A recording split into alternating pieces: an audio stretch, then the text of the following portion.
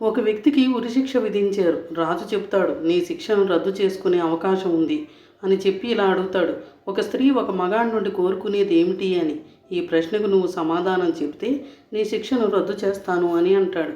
ఆ వ్యక్తి, మహారాజా, నేను మీ ప్రశ్నకు సమాధానం చెప్తాను, నాకు కొంత గడువు ఇప్పించండి అని. అతనికి రాజు 6 నెలల గడువు ఇస్తాడు.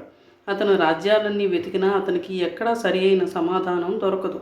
చివరకు ఒక గ్రామంలో ఒక వృద్ధుడు అతనితో చెప్తాడు, ఈ ఊరి సరిహద్దుల్లో ఒక పిశాచి తిరుగుతూ ఉంటుంది. కేవలం ఆమె మాత్రమే నీ ప్రశ్నకు సమాధానం చెప్పగలుగుతుంది అని. అప్పుడు అతను ఆ పిశాచి దగ్గరికి వెళ్తాడు. పిశాచి చెప్తుంది, నేను నీ ప్రశ్నకు సమాధానం చెబుతాను, కానీ నన్ను వివాహం చేసుకోవడానికి నువ్వు అంగీకరించాలి అని.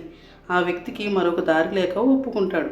అది విని పిశాచి చెబుతుంది, నువ్వు నన్ను పెళ్లి చేసుకోవడానికి ఒప్పుకున్నావు కాబట్టి నీకు ఒక అవకాశం ఇస్తున్నాను.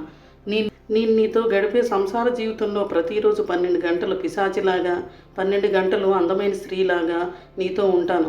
నువ్వే చెప్పు, నన్ను పగలు పిశాచిలా ఉండమంటావా లేదా రాత్రి పిశాచిలా ఉండమంటావా అని. ఆ వ్యక్తి చాలా తెలివైనవాడు. అతను అర్థం చేసుకుంటాడు, ఆమె పగలు పిశాచిలా ఉంటే సమాజంలో గౌరవం లభించదు, రాత్రి పిశాచిలా ఉంటే సంసార జీవితం సుఖంగా గడవదు. కాబట్టి అతను ఆలోచించి ఇలా చెప్తాడు, అది పూర్తిగా నీ ఇష్టం, నీకు నచ్చినప్పుడు పిశాచిలాగా ఉండు, నీకు నచ్చినప్పుడు అందమైన స్త్రీలా ఉండు అని. అది విని పిశాచి ప్రసన్నమవుతుంది.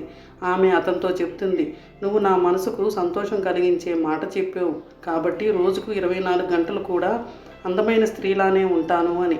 అతనికి కావలసిన సమాధానం దొరుకుతుంది. ఒక స్త్రీ ఒక మగాడి నుండి కోరుకునేది స్వాతంత్రత మాత్రమే అని. కాబట్టి ఈ కథ నుండి మనకు దొరికే నీతి ఏంటంటే, ఒక మగాడు తన స్త్రీని స్వాతంత్రంగా జీవించే స్వేచ్ఛనిచ్చినప్పుడు ఆమె దేవతలా వ్యవహరిస్తుంది, లేకపోతే ఆమె పిశాచిలా కనిపిస్తుంది.